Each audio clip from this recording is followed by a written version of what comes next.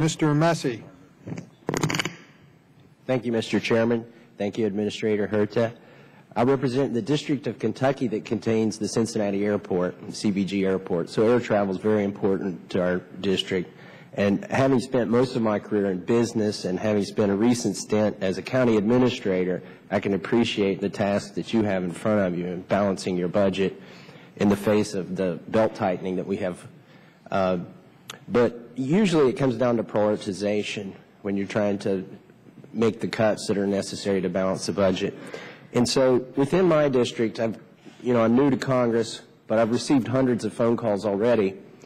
And I've received phone calls from people who are concerned about privacy issues of unmanned aircraft, and also from pilots in our district who work at CVG about the safety of them. So, and I understand that's going to be a tough problem integrating those unmanned aircraft into the airspace. But none of the constituents in my district have called me and kind of pounded on me and said, we need to integrate unmanned aircraft now or today, but they all care about passenger air travel. So the question I have for you is, if you had the flexibility to do it, if you could delay the implementation of the unmanned aircraft systems that you've been tasked with doing, how much could you save from the budget, and would that help with the sequester belt tightening?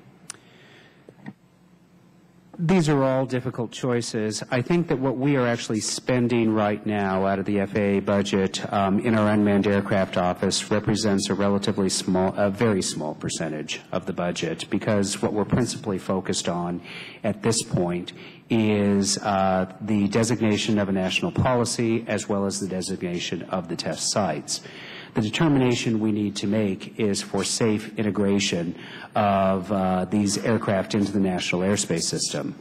Longer term, as we hit the 2015 deadline for integration, and as these things become more prevalent throughout the national airspace system, yes, they would represent a significant operating cost, but that's not the case today. Okay. Can you give me a rough idea of what portion of the budget? I don't entertain any fantasies that would solve the sequester by delaying this indefinitely, but my experience tells me that you're going to have to find a lot of small cuts across the board. So what would be the order of magnitude of the budget for implementing the unmanned aircraft systems? I think I'd be better advised to take an IOU and actually get back to you with an exact number there. Okay. Could you put that in the written portion of the record? Could sure. You? Okay. Thank you very much.